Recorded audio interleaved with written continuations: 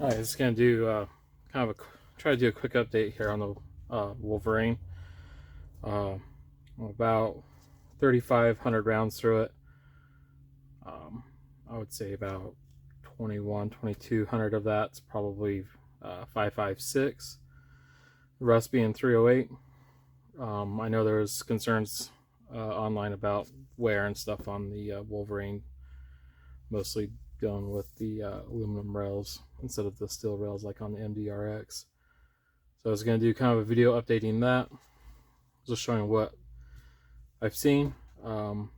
I'll do kind of a quick take on the Black Label bipod handguard, the new version. Then it's going to kind of do an update of heavy barrel 223 I've done some accuracy testing with. Basically no news is good news on this. I haven't noticed anything wear-wise that is too concerning. Frying pin, I don't see any issues with. The cotter pin looks fine. Bolt, fairly typical wear. Nothing I'm concerned about. This is a 5.56 bolt. Let me grab the 308 bolt.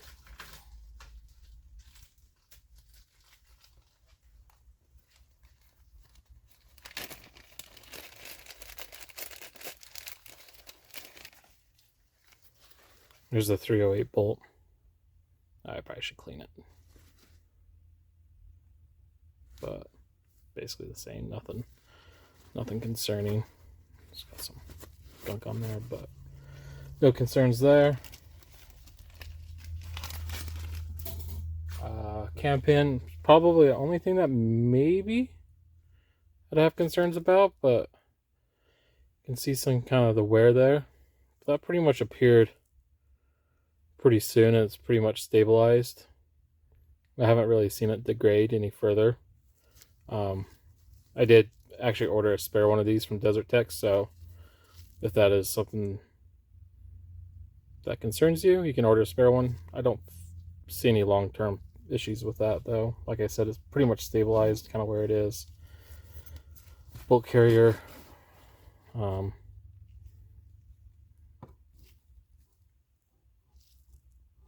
nothing, no concerns here.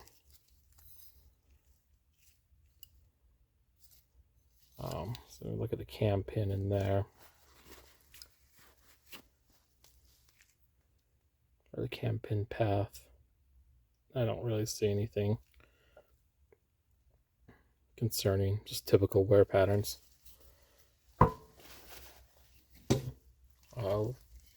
Lower receiver group, nothing to report. It's good. Jar trigger is what I've been running. It's been good. I had to kind of make an adjustment at the beginning because I was getting some reset issues, but just a quick adjustment and it's been fine. No issues with mag dropping or anything. Of course I have my interlock on here, but no issues.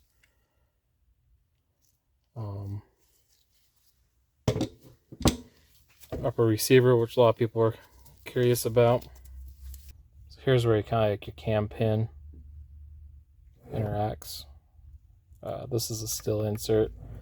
This burr you see right here, I think that's from when I was having ejection issues on 308s. Hasn't been anything that's happened or got worse since that.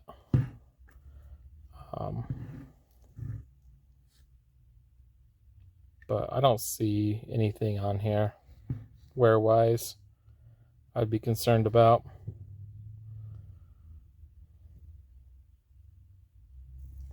Let's see if I get a view inside here.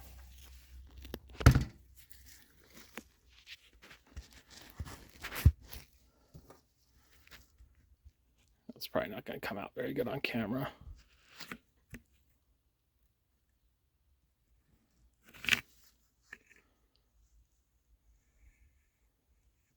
That's, yeah.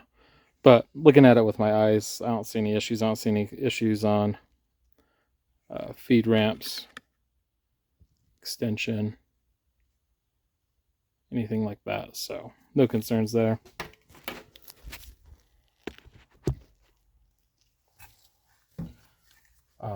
Piston I'll pull out here in a second. Same thing. Gas system, piston feels fine. No mushrooming, nothing. Rings still feel good. I am running, let's see if you can see. I am running a vented plug. You can see that, maybe kind of see it. I did that before Desert Tech announced a vented plug on the 308. For me personally, I found that it worked better. It's kind of smooth the recoil impulse out. But yeah, so wear after about 3,500 rounds, no concerns, nothing abnormal, and basically haven't had any issues. No issues with these screws or anything like that.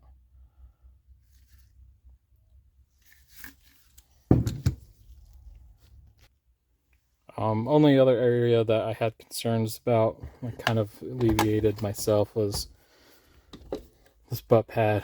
Kind of would like to kind of peel away. I ended up basically just epoxying a shim in here. I don't know if you'll be able to see that, but basically that made it so it tightens up, and I feel like it keeps this pin from walking out as easy. So yeah, no concerns about wear. It's been great, 100% reliable and everything. So next we'll look at the Black Label bipod. This is the new one. I really like it. Let me back out here a little bit. I really like it. It works well. You have your cant. I had an older X95 bipod. You'd have to push like a button here to release them. These you just pull out, then flip in. I think that's a lot easier. If you take this, one thing that was you do kind of need to put a gap here.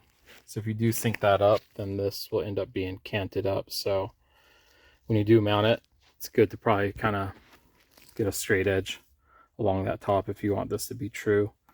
But with these two bolts on both sides, it torques down, it's solid, it doesn't move really hardly at all. I mean, you get a little bit of flex, but it returns to zero. So I've been very happy with it. And then, so next we'll talk about, I'll pull this gun out of the way. So I bought a second 5.56 barrel, and I made a heavy barrel. Obviously my machining's not the best, but I'm just using a manual lathe because I wanted to see what this could do with a good match barrel. This is 20-inch barrel. Okay, so with that 20-inch heavy match barrel, this is some groups. These are all 100 yards. So you can see here's 10 shots. This is IMI 77 grain.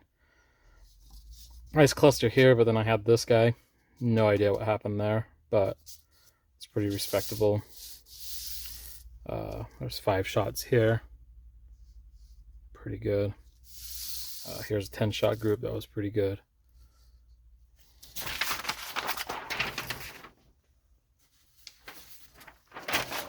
This is more IMI 77 grain match. So some really great groups here. See how tiny that is. It's within the 1-inch square. Same with this guy. Here's a 5-round one. It opened up for some reason this way. Center group looks pretty good. And here's another 10-round group I did, and I pulled that one when I felt it and I pulled it. And let's see, this is also IMI 77 grain 5-round groups.